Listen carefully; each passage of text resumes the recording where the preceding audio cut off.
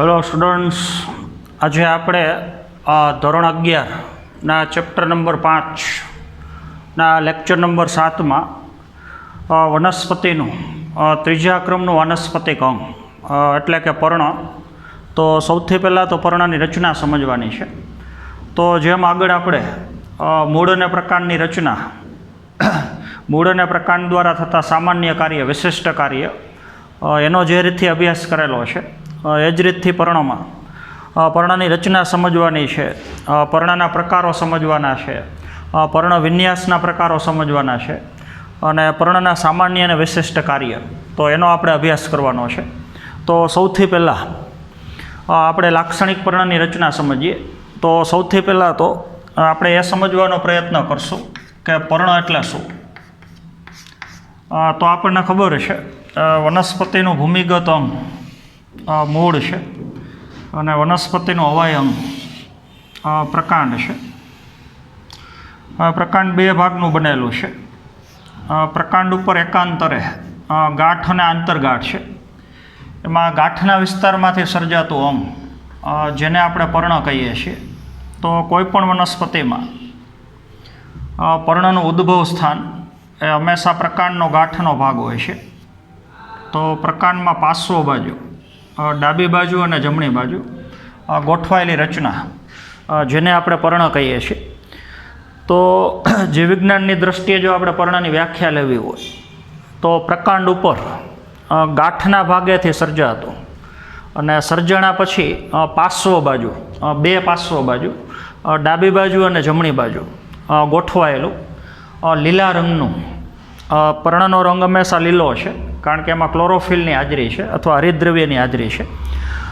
પર્ણ પોળું છે અને પાર્શ્વ બાજુથી ચપટું છે.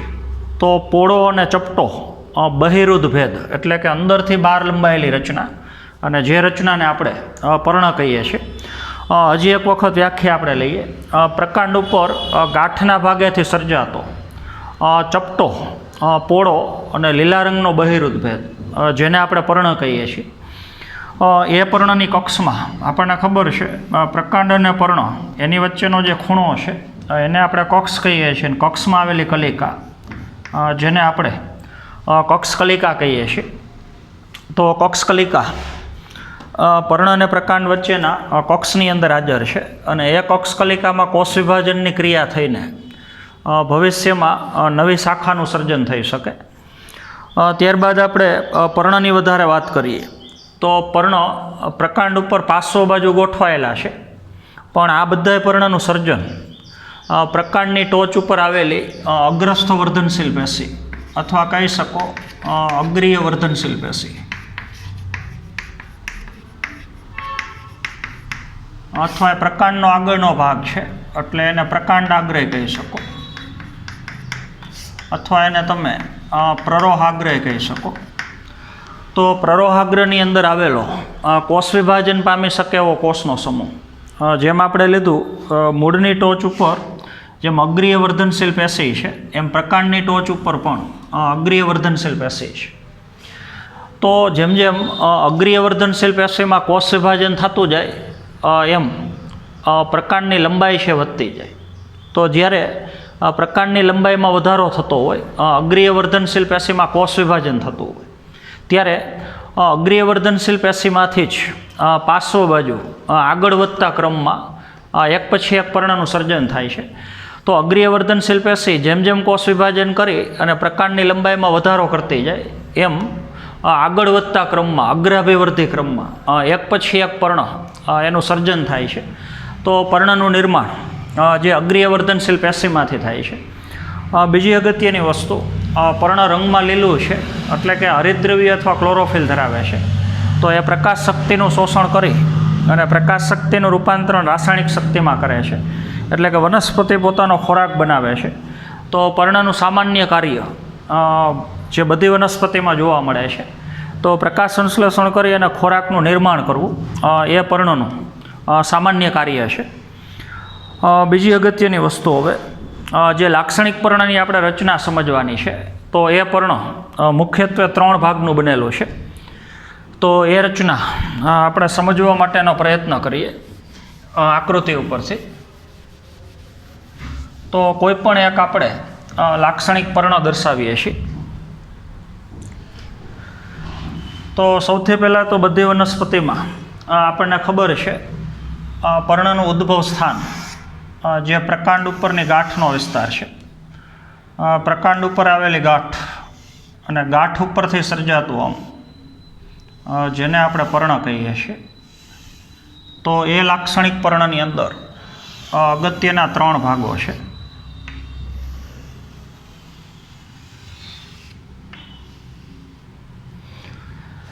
તો કોઈપણ પર્ણની અંદર પર્ણનો સૌથી નીચેનો જે ફૂલેલો ભાગ છે કે જેના દ્વારા પર્ણ પ્રકાંડ સાથે જોડાયેલું છે એ સૌથી નીચેનો ભાગ જેને તમે પર્ણતલ કહી શકો.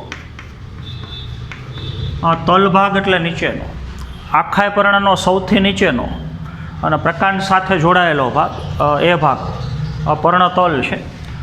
પર્ણતલ પછીનો લાંબો પાતળો અને સ્થિતિસ્થાપક અથવા નરમ દંડ જેવો ભાગ, તો એ પર્ણનો બીજો ભાગ છે જેને તમે પર્ણદંડ કહી શકો. અને આખા પર્ણનો ટોચનો સૌથી મોટા કદનો ભાગ એ પર્ણનો ત્રીજો ભાગ છે જેને તમે પર્ણફલક અથવા એને તમે પર્ણપત્ર કહી શકો.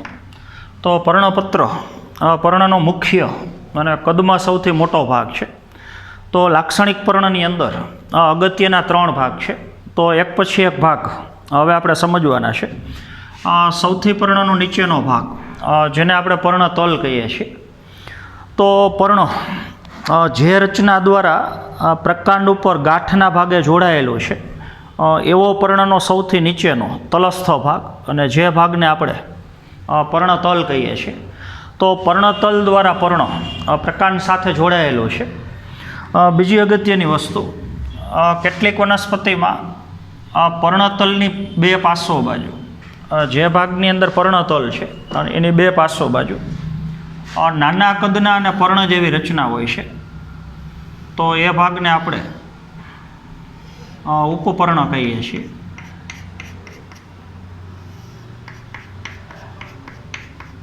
તો એની આપણે વ્યવસ્થિત વ્યાખ્યા લેવી હોય તો પર્ણતલની 2 પાર્શ્વ બાજુ એટલે કે ડાબી અને જમણી બાજુ નાના કદના અને દેખાવમાં પર્ણ જેવા જ જે 2 બહિરુદ્ધ ભેદ છે અને એ ભાગને તમે ઉપપર્ણ કહી શકો.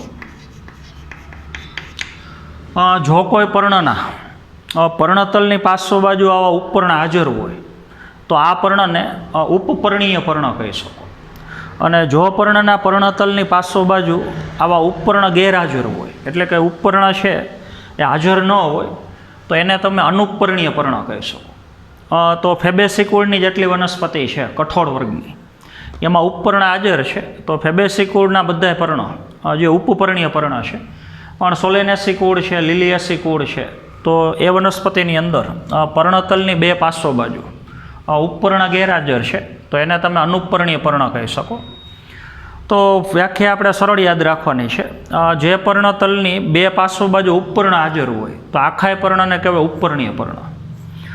બીજી અગત્યની વસ્તુ, એકદળી વનસ્પતિની અંદર દાખલા તરીકે મકાઈ વનસ્પતિ છે, એમાં પ્રકાંડ ઉપર ગાંઠનો ભાગ.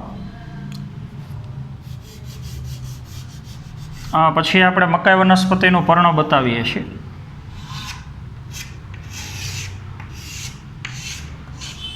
તો નીચેનો જે ભાગ છે એ ભાગ આખો પર્ણતલ છે.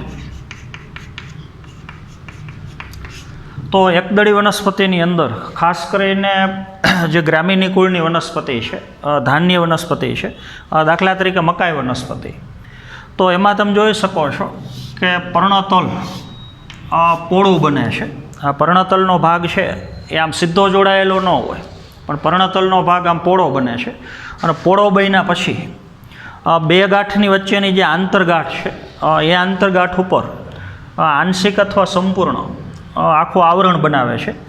તો જે વનસ્પતિની અંદર પર્ણતલ પોળું બની અને આંતરગાંઠના વિસ્તારને આંશિક એટલે થોડું અથવા સંપૂર્ણ આવરણ બનાવતું હોય તો એવા પર્ણતલને તમે આવરક પર્ણતલ કહી શકો. તો આવરક પર્ણતલ જે મોટા ભાગે એકદળી વનસ્પતિની ખાસિયત છે. બીજું આપણે થોડું પીનાધાર સમજવાનું છે, અથવા એને પર્ણવૃંત તલીય કહી શકો. તો એ કઠોળ વર્ગની સિંબી કુળની વનસ્પતિની ખાસિયત છે. તો કઠોળ વર્ગ તમને ખબર છે, ચણા છે, મગ છે, વાલ છે, વટાણા છે. મગફળી સિંબી કુળની વનસ્પતિ છે, કઠોળ વર્ગની વનસ્પતિ છે. તો એ વનસ્પતિની અંદર પ્રકાંડ ઉપરથી ગાંઠ ઉપરથી જે પર્ણ સર્જાય છે,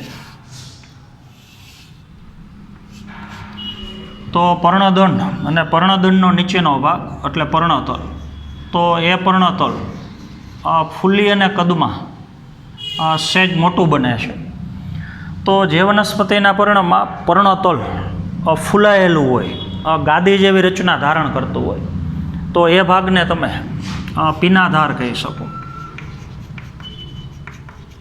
અથવા એને પર્ણવૃંતતલીય કહી શકો. તો પર્ણવૃંતતલીય એટલે કે પીનાધાર નામની ગાદી જેવી રચના હાજર છે. તો અમુક વનસ્પતિમાં પર્ણતલ ફૂલી અને કદમાં મોટું બને છે, તો ત્યાં પીનાધાર હાજર છે. લજામણીનો છોડ તમને ખબર છે, તો એમાં પહેલાં તો સંયુક્ત પર્ણ છે, એટલે કે આખો પર્ણપત્ર નાની નાની પર્ણિકાઓની અંદર વિભાજિત થયેલી છે. તો એ પર્ણની અંદર પણ પીનાધાર હાજર છે, પર્ણવૃંતતલીય હાજર છે. તો જ્યારે આપણે લજામણીના છોડને સ્પર્શવાની ક્રિયા કરી, ત્યારે પીનાધારના જે કોષો છે એ પાણીથી ભરેલા હોય, એકસાથે પોતાનું પાણી ગુમાવે છે આજુબાજુના કોષમાં. તો જ્યારે સ્પર્શની સંવેદના આપણે એને આપીએ છીએ, ત્યારે પીનાધારના કોષો એકસાથે પાણી ગુમાવે છે, અને પાણી ગુમાવે એટલે પીનાધારનો ભાગ, ગાદીનો ભાગ ઢીલો પડે છે, જેના હિસાબે આખા પર્ણની અંદર સંકોચાવાની ક્રિયા, હલનચલનની ક્રિયા થાય છે. તો લજામણીના છોડને સ્પર્શતા પર્ણ બીડાઈ જાય છે. એના માટેનું કારણ પીનાધાર નામની રચના છે. તો આવી પીનાધાર નામની રચના સિંબી કુળની વનસ્પતિમાં હાજર છે. તો પર્ણનો સૌથી નીચેનો પહેલો ભાગ જે પર્ણતલ છે, લાક્ષણિક પર્ણનો બીજો અગત્યનો ભાગ જે પર્ણદંડ છે, તો સીધી અને એકદમ સરળ વ્યાખ્યા છે. પર્ણતલ અને પર્ણપત્ર, પહેલો ભાગ પર્ણતલ છે અને ત્રીજો ભાગ પર્ણપત્ર છે.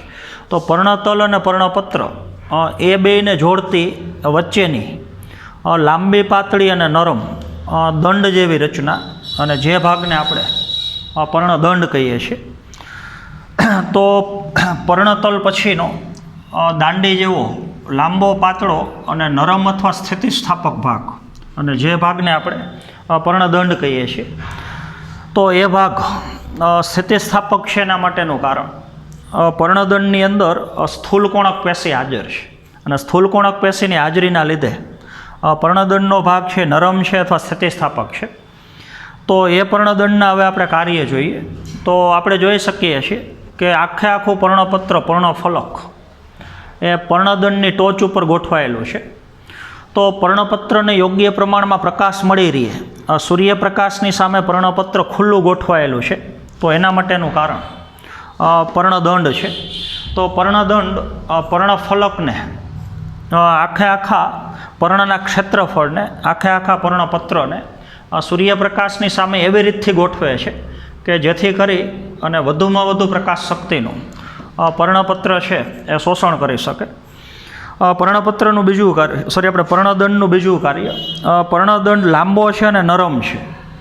તો સતત પર્ણદંડ હવાની અંદર આમ હલનચલનની ક્રિયા કરે છે. તો પર્ણદંડ જ્યારે સ્થિતિસ્થાપક હોવાથી જ્યારે હલનચલનની ક્રિયા કરતો હોય, તો એના છેડે આવેલું પર્ણપત્ર પણ હવાની અંદર ધ્વજની જેમ આમ ફરકે છે. અને પર્ણપત્રનો ભાગ હવાની અંદર જો સતત આમ ફરકતો હોય, તો સતત એને શુદ્ધ હવા મળી રહે છે, ઓક્સિજનવાળી હવા. અને બીજું, પર્ણપત્રની સપાટીનું જે તાપમાન છે એ તાપમાનની જાળવણી થાય છે. તો પર્ણપત્રનું હલનચલન થઈ શકે છે, એના માટેનું કારણ પર્ણદંડ છે. અને પર્ણપત્ર છે હવાની અંદર ફરકતો હોય, હલનચલન કરતો હોય, તો જેના લીધે પર્ણપત્રની આજુબાજુ સપાટીમાં ઠંડક રહે છે અને એને શુદ્ધ હવા મળે છે.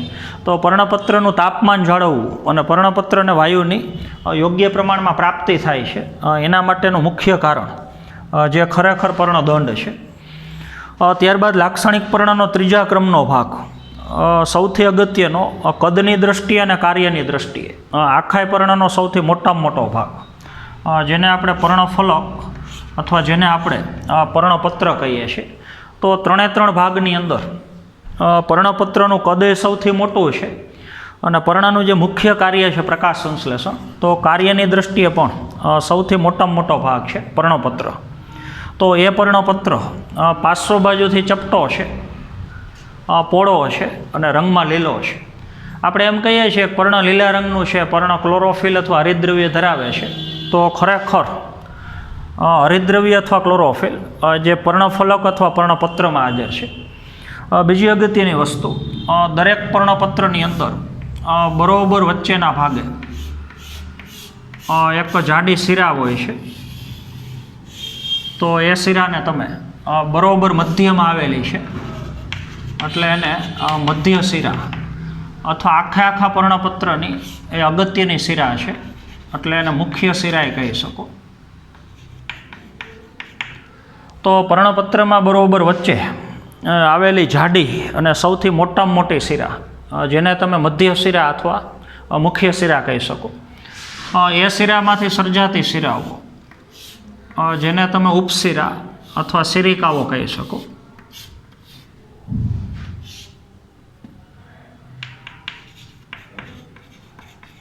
શિરિકા અથવા જેને તમે ઉપશિરા કહી શકો. તો હવે તમે જોઈ શકો છો કે આખા પર્ણપત્રમાં એક વચ્ચે મધ્ય શિરા છે. તો મધ્ય શિરા અથવા શિરા, તો શિરા અને શિરિકાઓ જે આખા પર્ણપત્રની અંદર પર્ણપત્રનું આખું માળખું બનાવે છે એમાં ગોઠવાયેલ છે, એ બાબતને તમે શિરા વિન્યાસ કહી શકો. તો પર્ણપત્રની અંદર મુખ્ય શિરા અને શિરિકાઓ એની જે ગોઠવણી થયેલી છે એ ગોઠવણીને તમે શિરા વિન્યાસ કહી શકો. તો વિન્યાસ એટલે ગોઠવણી અને શિરાની ગોઠવણી એટલે કહી શકો શિરા વિન્યાસ. તો શિરાનું કાર્ય આખા પર્ણપત્રની અંદર શિરા અને શિરિકાઓ બધે ફેલાયેલી છે. તો એનું કંકાલ તંત્ર જેવું કાર્ય છે. પર્ણપત્રોને દઢતા આપે છે અને મજબૂતાઈ આપે છે, પર્ણપત્રને કઠોર બનાવે છે. આખું પર્ણપત્ર હવામાં ખુલ્લું રહે છે એના માટેનું કારણ આખા પર્ણપત્રની અંદર શિરાઓ ગોઠવાયેલી છે.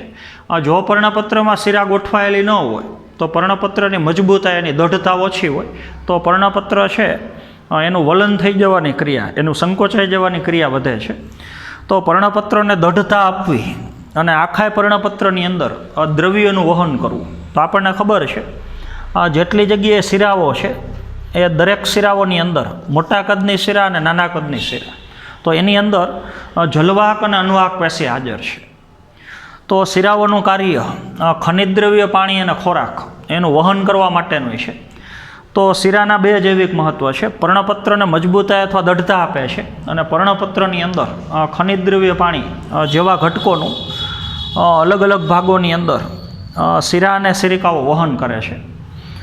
બીજી અગત્યની વસ્તુ, અલગ અલગ જાતિના પર્ણ જેનું પર્ણપત્ર, એમાં ઘણી બધી બાબતોની અંદર વિવિધતા જોવા મળે છે. તો એ થોડું આપણે સમજવાનું છે.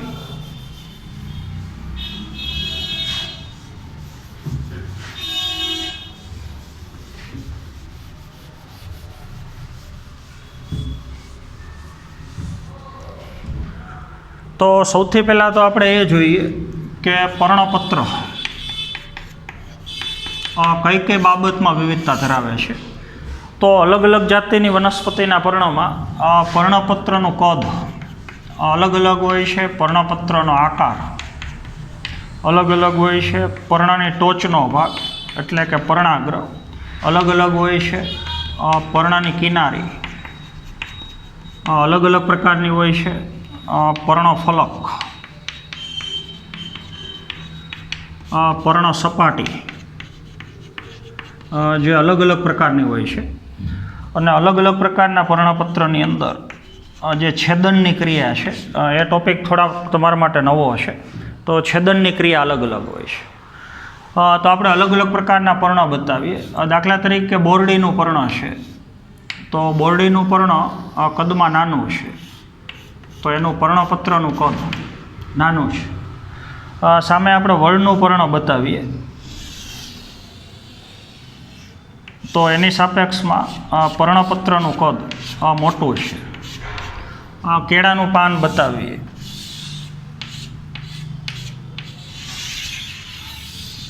તો કદમાં એના કરતાંય મોટું છે.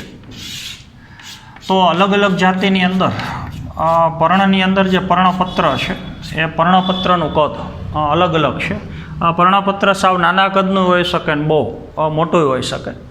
અલગ અલગ જાતિની વનસ્પતિમાં પર્ણનો આકાર એ અલગ અલગ છે. બોરડીનું પર્ણ સહેજ ગોળાકાર છે. એવી જ રીતથી આપણે વડનું પર્ણ લઈએ તો અંડાકાર છે. કેળનું પર્ણ લઈએ તો એકદમ લાંબુ અને પહોળું પર્ણ છે.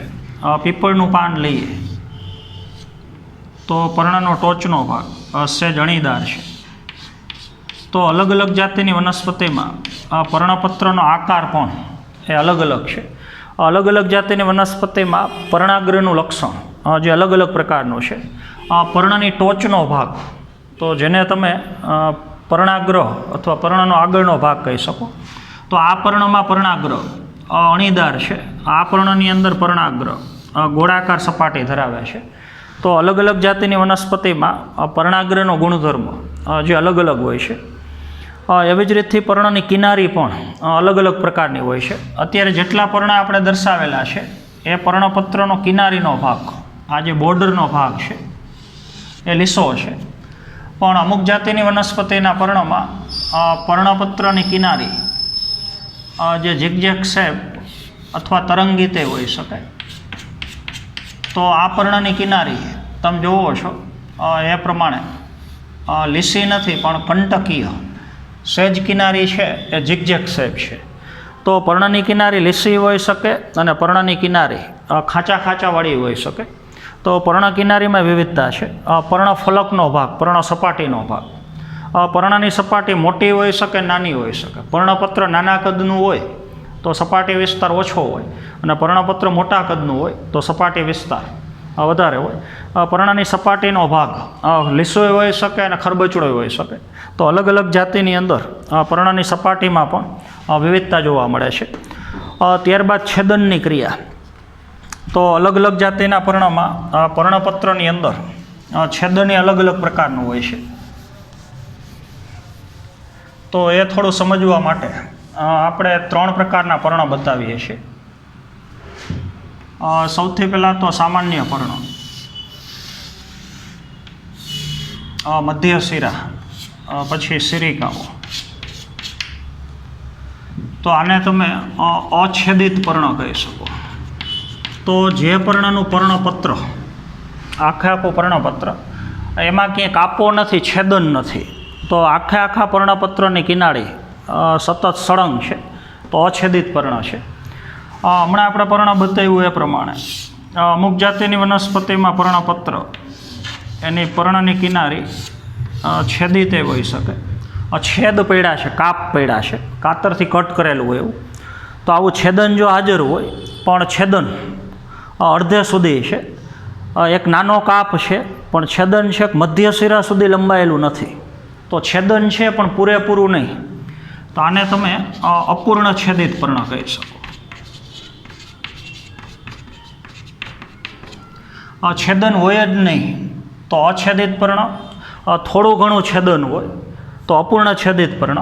અને ત્રીજું પર્ણ આપણે બતાવીએ તો એમાં છેદન છેક મધ્ય શિરા સુધી લંબાઈ ગયું છે.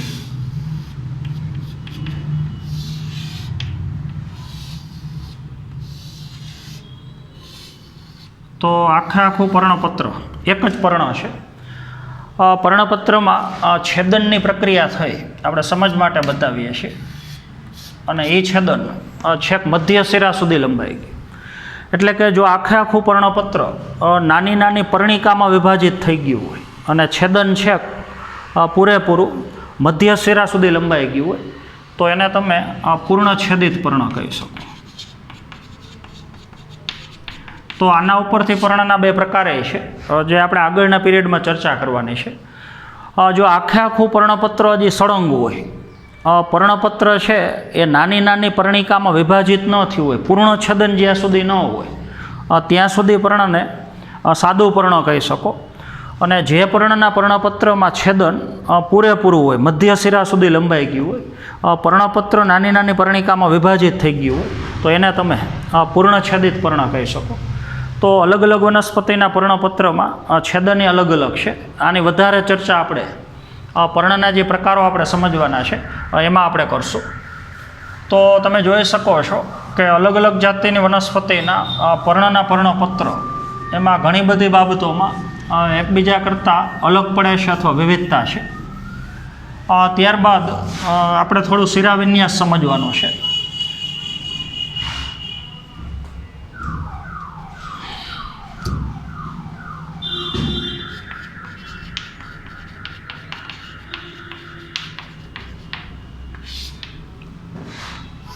તો વનસ્પતિના પર્ણમાં શિરાવિન્યાસના અગત્યના બે પ્રકારો છે. એક શિરાવિન્યાસનો પ્રકાર છે જાલાકાર શિરાવિન્યાસ.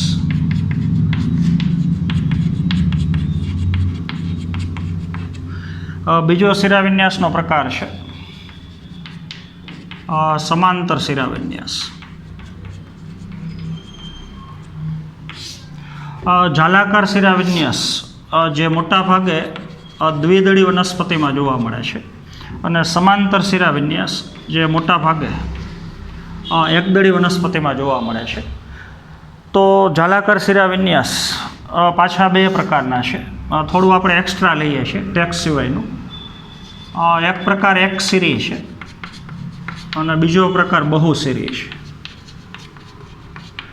સમાંતરમાં પેટા પ્રકાર બે છે. એક પ્રકાર એક શિરી છે અને બીજો પ્રકાર બહુશિરી છે. બહુશિરીની અંદર બંનેમાં બે પ્રકાર છે. એક પ્રકાર અપસારી પ્રકાર છે અને બીજો પ્રકાર અભિસારી પ્રકાર છે. બહુશિરીમાં આમાંય બે પ્રકાર છે. એક પ્રકાર અપસારી છે અને બીજો પ્રકાર અભિસારી છે. તો એ પ્રકારને હવે આપણે આકૃતિ ઉપરથી થોડું સમજીએ. તો સૌથી પહેલાં તો જો કોઈ પર્ણના પર્ણપત્રની અંદર વચ્ચેની શિરા એટલે મધ્ય શિરા અને પછીની જે શિરા છે એને તમે ઉપશિરા કહી શકો. તો તમે જોઈ શકો છો કે આખા પર્ણપત્રમાં જે શિરા અને શિરિકાની ગોઠવણી છે. સૌથી પહેલાં તો શિરાવિન્યાસ. તો પર્ણપત્રમાં જે મુખ્ય શિરા છે એ મુખ્ય શિરા અને એમાંથી સર્જાતી શિરિકા એની જે ગોઠવણી છે એ બાબતને કહી શકો શિરાવિન્યાસ. તો એમાં હવે પહેલો પ્રકાર જ્વાલાકાર શિરાવિન્યાસ.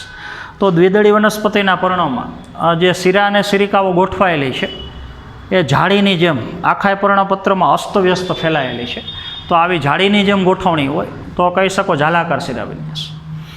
એકદળીનું પર્ણ હોય તો એમાંય પહેલાં તો વચ્ચે મધ્ય શિરા અને પછી જે શિરિકાઓ છે એ મધ્ય શિરાની જેમ જ સમાંતર, જેમ પર્ણ લાંબુ છે એ મધ્ય શિરાને સમાંતર ગોઠવાયેલું હોય તો શિરાવિન્યાસ કહી શકો સમાંતર શિરાવિન્યાસ.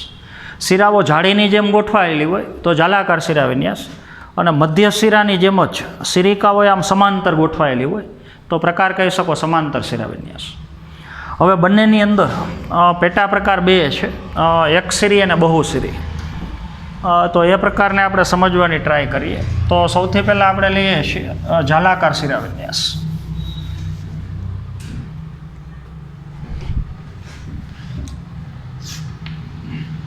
તો સૌથી પહેલાં તો પર્ણદંડ.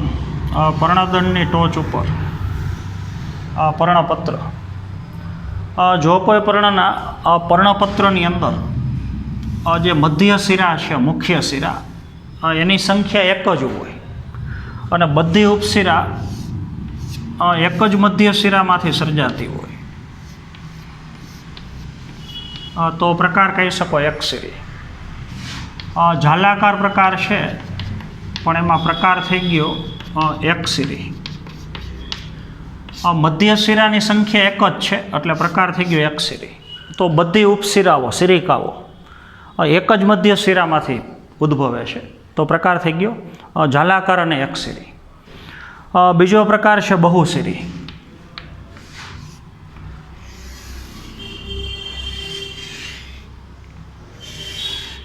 તો આપણે સમજ માટે બતાવીએ છીએ.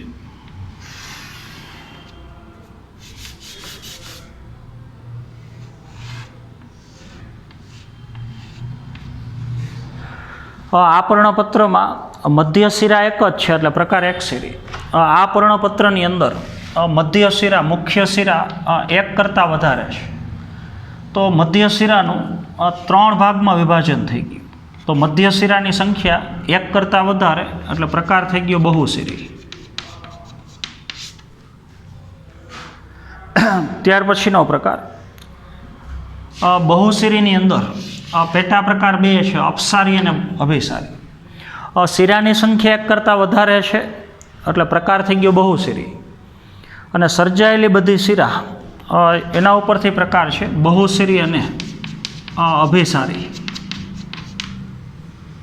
તો તમે જોઈ શકો છો કે પર્ણપત્રમાં શિરાની સંખ્યા એક કરતાં વધારે એટલે મુખ્ય પ્રકાર બહુશિરી છે.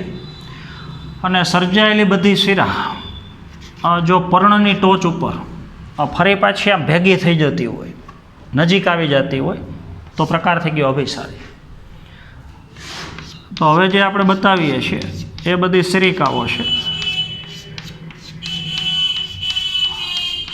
તો શિરિકાઓ અલગ અલગ મધ્ય શિરામાંથી સર્જાયેલી છે. બહુશિરીમાં જ બીજો પ્રકાર છે અપસારી પ્રકાર.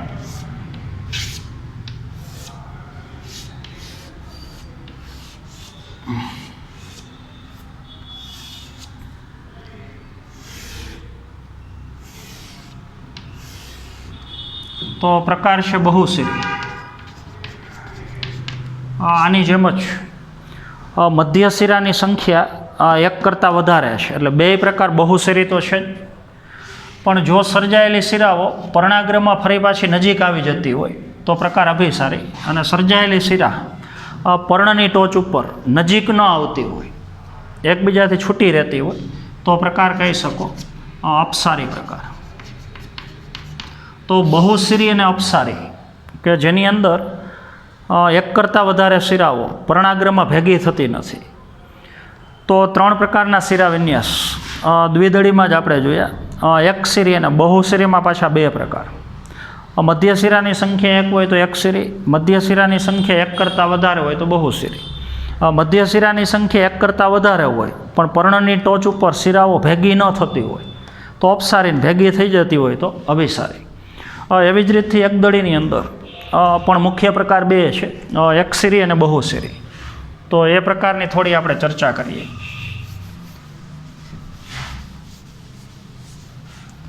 સમાંતર શિરા વિન્યાસમાં તો આની જેમ જ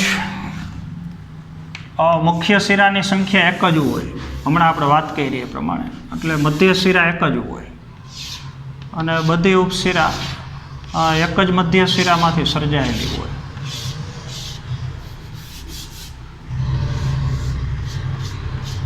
તો પ્રકાર થઈ ગયો એકશિરી.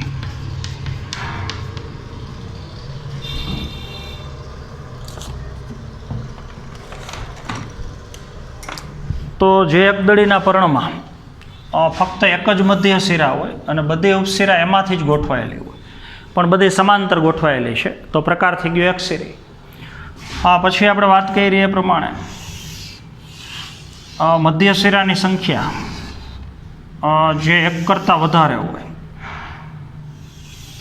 દાખલા તરીકે 3 મધ્ય શિરા હાજર છે, મધ્ય શિરાની સંખ્યા 1 કરતાં વધારે છે તો પ્રકાર થઈ ગયો બહુશિરી.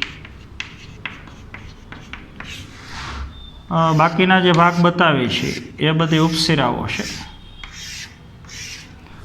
પણ બધી મધ્ય શિરા પર્ણની ટોચ ઉપર ભેગી થાય છે તો પ્રકાર થઈ ગયો આપણે અભિસારી. મધ્ય શિરાની સંખ્યા એક કરતાં વધારે છે એટલે બહુશિરી, અને બધી મધ્ય શિરા પર્ણની ટોચ ઉપર ભેગી થાય છે એટલે પ્રકાર થઈ ગયો અભિસારી. ત્યાર પછીનો પ્રકાર છે અપસારી. હમણાં આપણે વાત કરી એ પ્રમાણે